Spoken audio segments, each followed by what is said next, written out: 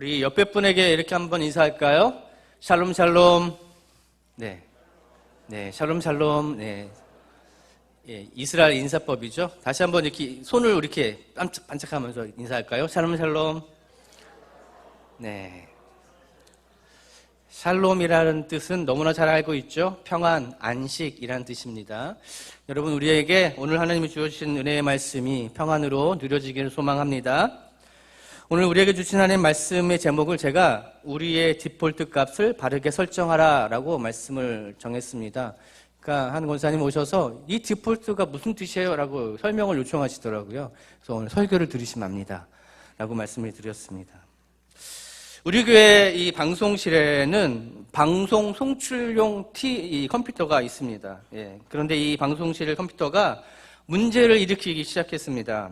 원하는 이 프로그램을 실행시켜야 되는데 잘 작동하지 않는 이 방송 사고처럼 일어나는 일들이 종종 벌어지고 있다는 것이죠.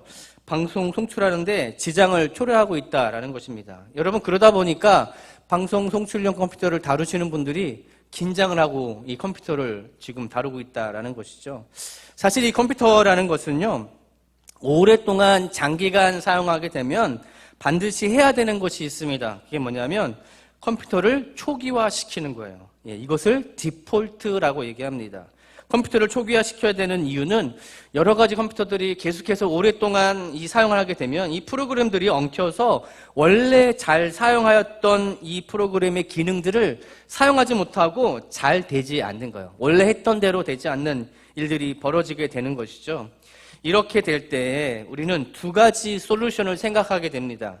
하나는 컴퓨터 AS 센터에 보내는 것이고요. 또 다른 하나는 이 컴퓨터 처음 나왔을 때의 이 초기화, 공장 초기화라고 얘기하는데 버튼 하나만 누르면 내가 처음 샀을 때 받아왔던 공장 초기화의 모습으로 우리가 컴퓨터를 돌릴 수 있습니다.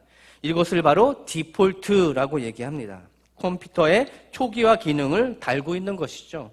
이것처럼 이 새롭게 이것을 사용하기 위해서는 다시 원래 기능, 원래 사용하던 목적에 맞춰서 잘 사용하기 위해서는 이러한 컴퓨터 초기화하는 작업이 반드시 필요하다라는 것이죠.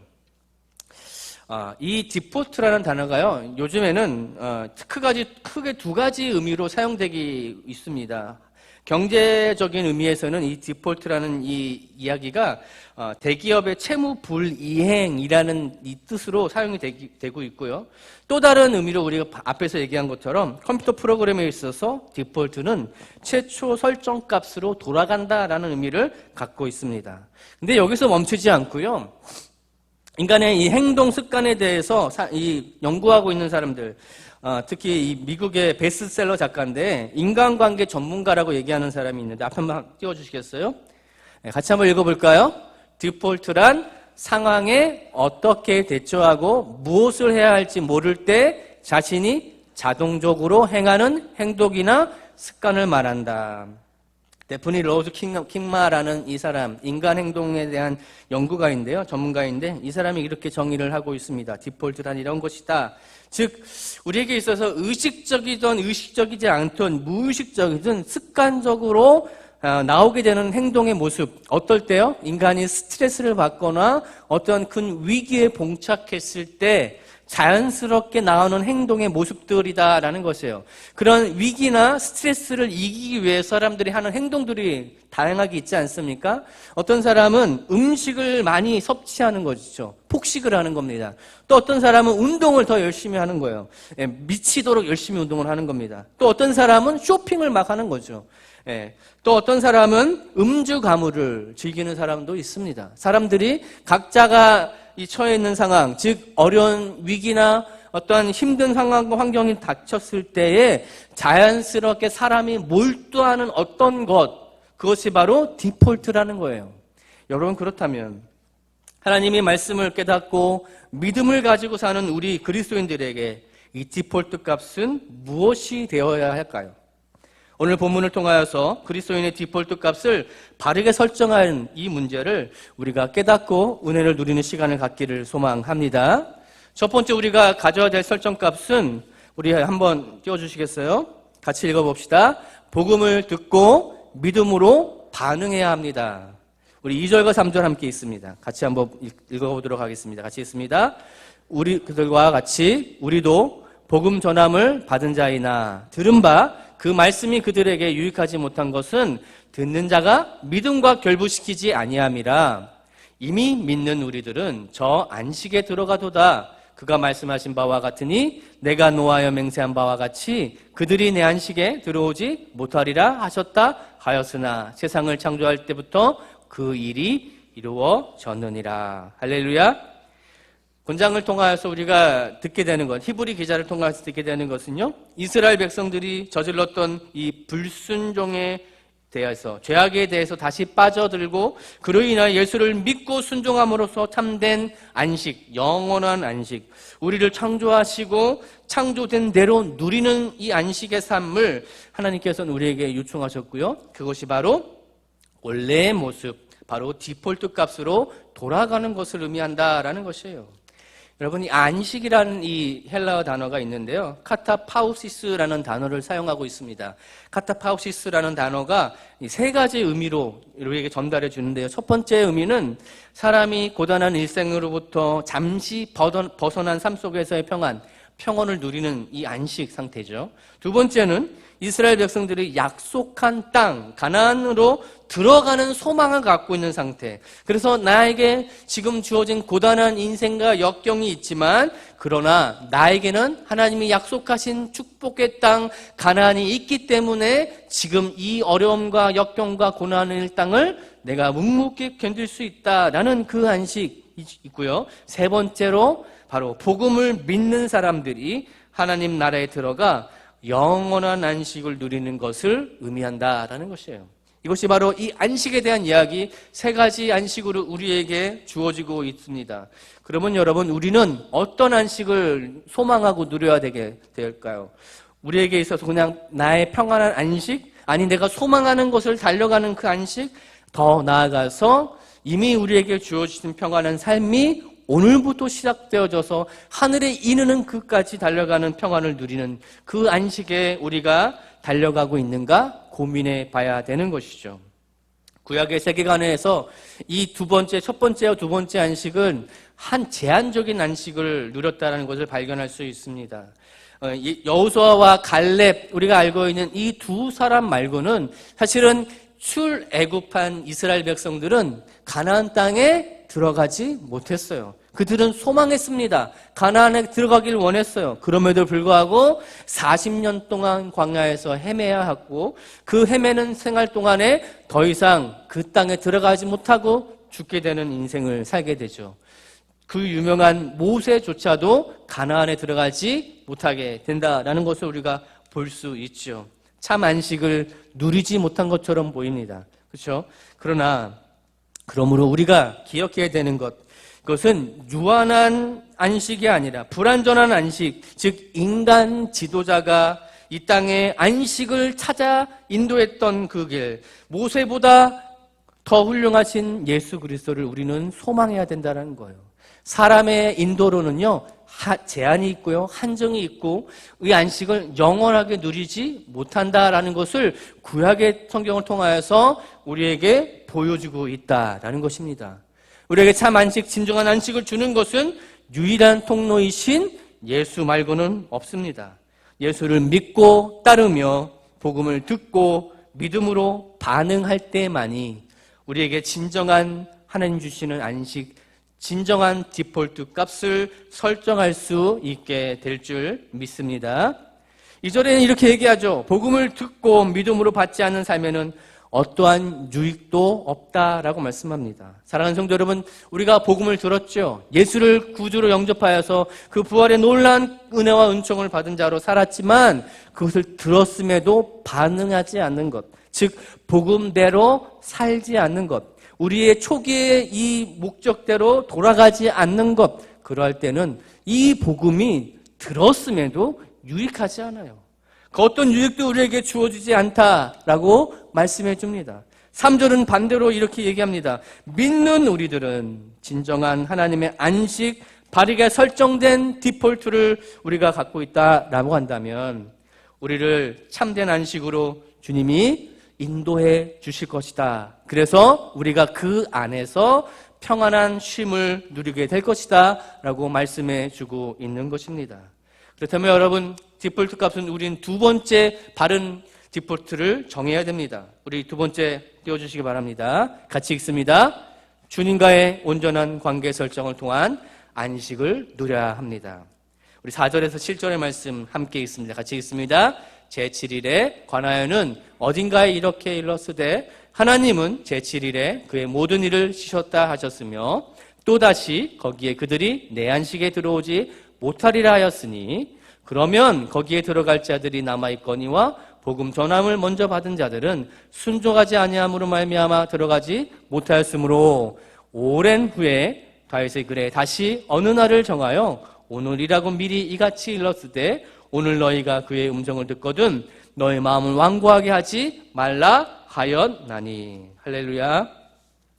우리를 지으신 이의 최초 설정값은 사실 우리를 주 안에서 안식으로 초대하는 것이었습니다. 우리가 너무나 잘 알고 있는 창세기의 말씀, 하나님이 6일간 세상을 창조하시고 7일째 안식하셨죠. 창세기 2장 2절에서 3절 말씀 띄워주시겠습니까? 같이 읽습니다. 하나님이 그가 하시던 일을 일곱째 날에 마치시니 그가 하시던 모든 일을 그치고 일곱째 날에 안식하시니라. 하나님이 그 일곱째 날을 복되게 하사 거룩하게 하셨으니 이는 하나님이 그 창조하시며 만드시던 모든 일을 마치시고 그날에 안식하셨음이니라. 사랑하는 성도 여러분, 그것은 하나님의 창조의 노동이 너무 힘들어서 쉬신 것이 아니죠.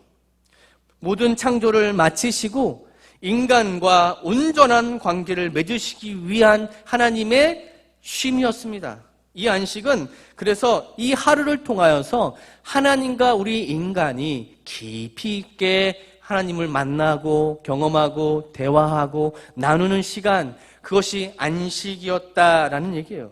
그날 이후로 지금까지 주님은 단 하루도 이 안식에 대해서 쉬지 않고 우리와 관계를 맺어가시며 이루어가시며 우리를 끊임없이 우리의 마음을 두드리시고 복음으로 인도해 주시는 하나님의 역사하심이 있었다라는 것을 우리는 기억해야 됩니다.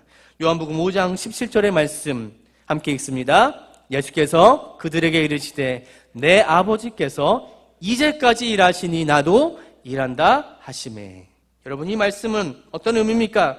그분이 지금까지 안식을 통하여서 하시는 일들 멈추지 않고 우리와 끊임없이 관계를 맺으며 본래의 모습으로 회복되기 원하신 하나님의 마음, 그래서 그 일을 끊임없이 지금까지 예수님이 살아계시는 그날까지 복음이 선포되어지는 그날까지 일하셨던 하나님의 말씀, 여기서 우리는 참된 안식을 누리게 되는 것이죠. 하나님이 멈추는 순간, 하나님이 쉬는 순간 인류는 멸망을 당하게 될 것입니다. 그래서 하나님은 어떻게 하십니까?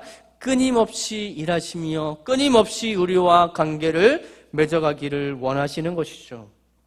사람의 인위적 회복이 아니라 하나님 안에서 누려지는 진정한 자유, 그래서 참 샬롬이 우리에게 주어질 때, 그럴 때 비로소 우리는 최초의 디폴트 값, 하나님이 우리에게 처음 창조하며 만들었던 그 원래의 모습으로 돌아가는 은혜가 있을 줄 믿습니다.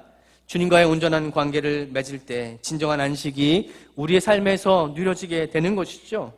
더 나아가서 우리는 7절의 본문을 주목해 봐야 됩니다. 7절 함께 있습니다. 오랜 후에 다윗의 글에 다시 어느 날을 정하여 오늘이라고 미리 이같이 일렀으되 오늘 너희가 그의 음성을 듣거든 너희 마음을 완고하게 하지 말라 하였나니. 여러분, 이 말씀이 어떤 의미일까요? 완고하게 하다. 즉 첫사람 아담과 하와의 에덴 동산에서 하나님과 막힘없는 친밀한 관계를 갖고 있었던 이들, 그러나 그러한 그들에게 불순종으로 인하여 이 첫사랑 하나님과의 관계 속에 인생에 있어서 가장 중요한 참 안식이 깨지게 되는 것이죠. 아니, 그 안식을 잃어버리게 되는 것입니다.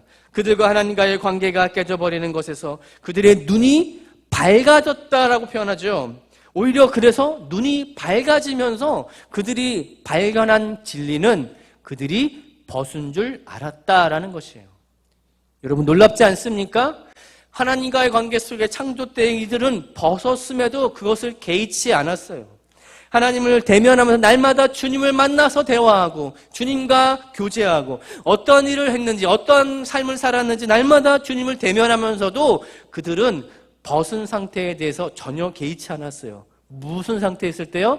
불순종이 하나님과의 관계가 맺혀지는 데 있어서 깨짐을 방지했을 때, 즉 불순종하지 않고 온전한 순종한 상태에 있을 때는 그들이 벗은 것에 전혀 개의치 않았습니다. 부끄러움을 알 필요가 없었어요. 왜요? 주님과의 관계는 부끄러운 관계가 아니기 때문에 그렇죠. 이것이 바로 하나님이 우리에게 주시는 최초 설정값이었어요. 우리가 주님과 깊이 관계하고 날마다 교제하고 날마다 만나 대화하고 늘 주님 앞에 우리의 모든 것들을 고하고 아뢰는 상태, 그러한 상태에 있을 때 우리는 참 자유, 에덴에서의 축복과 안식이 누려진 상태에 머물게 되는 것이죠. 사랑하는 성도 여러분, 그러므로 우리는 무엇을 경계해야 됩니까? 우리 마음의 불순종을 제거해야 돼요. 7절 말씀 하반부에 너희 마음을 완악하게 하지 말라라는 말씀이 이 말씀이에요. 우리 마음을 완악하게 하는 것, 즉 하나님과의 관계가 단절되게 하는 것, 우리 안에 불순종이 가로막아서 하나님의 말씀을 듣지 못하게 하고 주님과의 관계를 깨게 하는 그 모든 것들, 하나님 그것을 경계하고 계십니다. 그로 인하여 우리는 진정한 안식을 누리지 못하게 되는 것이죠. 인간이 이 땅에서 누리는 안식은요, 그래서 유한한 안식이에요. 우리가 소망하는 가나안 땅에 입성하여서 누리는 그 축복도 유한한 축복이었습니다. 그러나 영원한 축복, 영원한 안식은 어디에 있다는 겁니까? 바로 우리가 처음 창조된 그 모습으로 돌아가는 것. 하나님이 은혜와 사랑 가운데 날마다 주님을 대면하고 날마다 주님의 은혜와 사랑을 소망하고 주님이 어떻게 하시길 원하는지를 묻고 간청하고 깨닫는 그 상태, 여러분 그 상태가 바로 복음을 받은 우리의 상태예요. 십자가의 부활의 은혜를 깨닫고 받은 우리들은요, 그 순간부터 무엇을 깨닫게 됩니까? 내가 주님과 동행하고 있구나. 여러분, 주님과 동행하고 계신다는 것을 날마다 누리고 계십니까? 그 누리는 은혜가 있을 때 비로소 우리는 참 자유와 참 안식, 영원한 주님의 은혜와 사랑 가운데 누릴 수 있는 낙원에 거하는 은혜가 있게 될 줄 믿습니다. 세 번째로는요, 우리의 디폴트 값을 어떻게 정해야 됩니까? 같이 읽습니다. 말씀에 순종으로 반응해야만 합니다. 우리 8절에서 10절의 말씀 함께 있습니다. 같이 읽습니다. 만일 여호수아가 그들에게 안식을 주었더라면 그 후에 다른 날을 말씀하지 아니하셨으리라.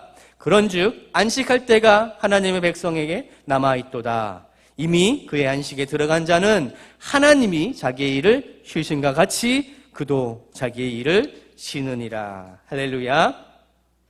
40년 광야 고난이 끝나고 마침내 여호수아와 이 갈렙, 이 여호수아의 인도로 가나안 땅에 들어갔던 이스라엘은 잠깐의 안식을 누리죠. 그러나 여러분, 히브리 기자, 오늘 보는 본문의 기자가 그것이 하나님의 의도하신 영원한 안식은 아니다라고 말하고 있어요.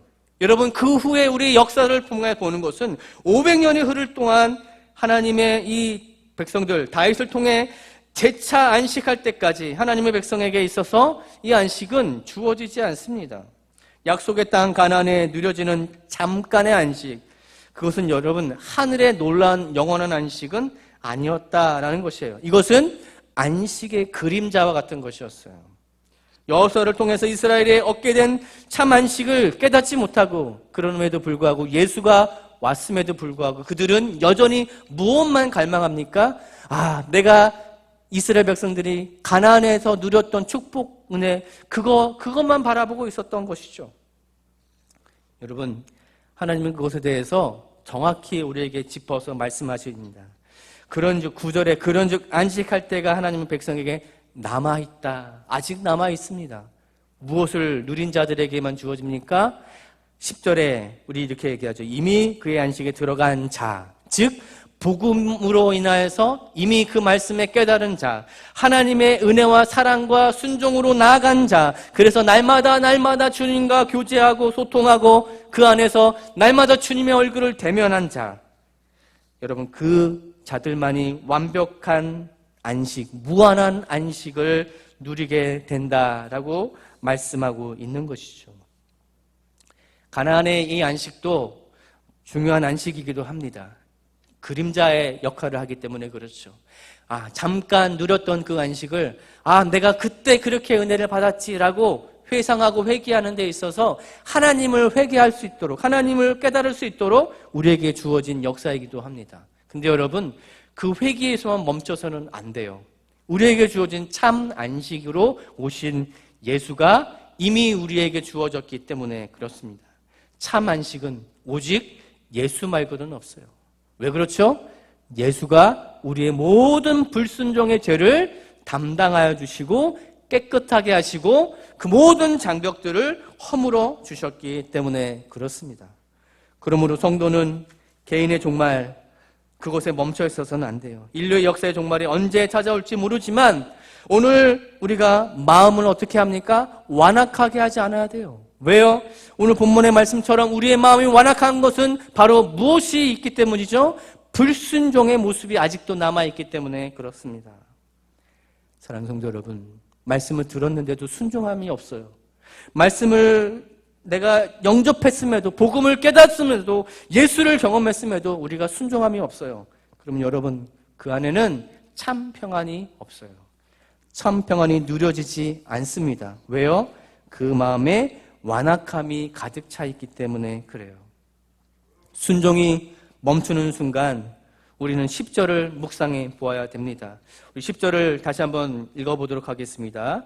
같이 읽습니다. 이는 하나님의 안식에 들어간 사람은 하나님께서 자신의 일을 쉬었던 것처럼 그들도 자기의 일을 쉬기 때문입니다. 여러분, 이 말씀을 때로는 중직자분 중에 여러분들이 잘못 오용할 때가 있어요. 어떻게 오용합니까? 내가 할 만큼 했으니 이제 쉬어야지. 하나님도 쉬니까 나도 쉬어야지. 이렇게 이야기하시면서 사역을 내려놓을 때 쓰시는 이 용어로 이 성경 본문을 사용하시는 분들이 있습니다. 근데 여러분, 하나님이요, 이 말씀을 하시면서 우리에게 쉼에 대한 이야기는 내 사역을 내려놓으라라고 말하는 것은 아니에요. 이는 어떠한 것을 의미하는 걸까요? 주님이 쉬시는 것, 즉 이는 하나님의 안식에 들어간 사람, 즉 참 하나님의 말씀 안에 순종의 자리에 있는 사람, 불순종의 모든 것들을 제거하고 순종의 자리에 있는 사람들은요, 어떠한 자입니까? 말씀에 반응하고 주님과의 관계가 깊어지면 깊어질수록 사역의 자리에 더 서 있어요. 여러분, 사역의 자리에 더 서 있어야 됩니다.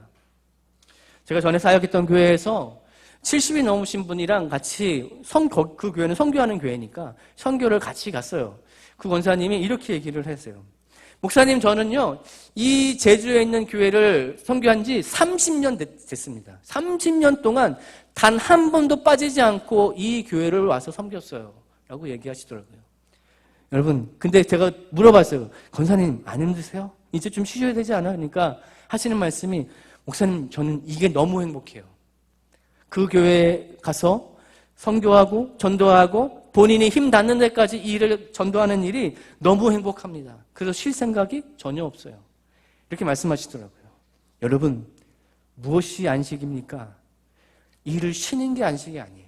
오히려 우리가 주님이 주시는 말씀에 순종하여서 반응하고 그 안에 주님이 주시는 은혜 가운데 우리 모든 불순종의 것들을 제거하면 우리는 어떻게 될까요? 아담처럼 하나님을 바라보고 하나님을 사랑하고 하나님이 일하시는 그것을 따라 날마다 우리가 걸어가는 일, 그 일을 할 때 우리는 참 안식, 진정한 주님이 주셨던 창조시 처음 우리에게 주었던 디폴트 값, 그 설정 값으로 돌아가는 은혜가 있을 줄 믿습니다. 결론의 말씀 우리 11절을 함께 읽어보도록 하겠습니다. 같이 읽습니다. 그러므로 우리가 저 안식에 들어가기를 힘쓸지니 이는 누구든지 저 순종하지 아니하는 본에 빠지지 않게 하려 함이니라. 할렐루야. 할렐루야. 여러분 순종하기를 소망합니다. 무엇을 순종해야 됩니까? 마라톤 선수가요, 마지막 결승선이 어디쯤 있는지 그 머릿속에 이미 이미지 트레이닝을 하죠. 42.19km의 그 긴 여정을 달려야 되는데 처음부터 막 힘을 내서 달리면 안 되잖아요. 그렇죠? 자기의 체력을 알고 있어야 되고요. 그 체력을 안배하면서 그 모든 구간들을 달려야 됩니다. 그래야 마지막 종착역까지 달려갈 수 있지 않겠습니까? 근데 여러분, 이 마라토너들이 만약에 이 마지막 결승선을 알지 못하면요, 끝도 없는 그 길이라고 생각한다면 과연 그 인생의 마라톤을 달려갈 수 있겠습니까? 무슨 얘기일까요? 믿음의 경주에도요, 우리에게 끝이 있습니다. 즉, 주님이 우리에게 말씀하시는 데 있어서 안식이라는 끝이 있는 거예요. 우리가 다시 돌아가야 할 본향, 우리에게 주신 하나님의 축복의 에덴 동산, 그것이 바로 우리의 결승선인 줄 믿으시기 바랍니다. 여러분, 우리가 그 결승선을 향해서 묵묵히 달려가는 데 있어서 내 몸이 지치니까가 아니라 주님의 말씀에 순종할 때 한 걸음씩 한 걸음씩 나의 모든 체력을 안배하며 순종의 자세로 달려갈 때 주님이 어떻게 하신다고요? 참 평안과 참 자유, 참 안식을 우리에게 깨닫게 해주실 줄 믿습니다. 우리는 구원받은 백성으로서 다시 초심으로 돌아가야 될 줄 믿습니다. 지금 우리가 경험했던, 우리 지난주에 경험했던 부활의 예수님, 그 부활의 은혜와 감격을 내 안에 모시고 다시 초심으로 돌아가서 창조하셨던 그 온전한 주님과의 관계를 형성한 상태로 우리는 날마다 은혜를 누리는 자로 살기를 소망합니다. 우리의 힘으로는 살 수 없어요. 우리의 능으로는 이 세상을 이길 수 없습니다. 그러나 성령님이 우리와 함께 하신다면 주님을 날마다 목도하면서 주님이 하셨던 그 사역에 우리가 날마다 동참하는 자로 산다면 우리의 고단한 인생길도 마땅히 기쁨으로 감당하며 능히 이길 수 있게 될 것입니다. 복음을 듣고 믿음으로 반응하고 주님과의 온전한 관계를 설정하고 그래서 그 말씀에 순종하며 우리의 원래 창조의 디폴트 값으로 신앙을 돌려 놓아야 될 것입니다. 성령님이 이러한 그 은혜 속에서 우리에게 요구하시는 것은 바로 믿음의 본 따라 불순종하지 말라라고 말씀하신 그 말씀이죠. 사랑하는 성도 여러분, 오늘 우리가 이 말씀을 붙들고 순종의 자리에, 기도의 자리에, 다시 회복의 자리에 우리의 바른 초기화 값을 설정하고 나아가는 믿음의 성도들 다 되시기를 간절히 소망합니다.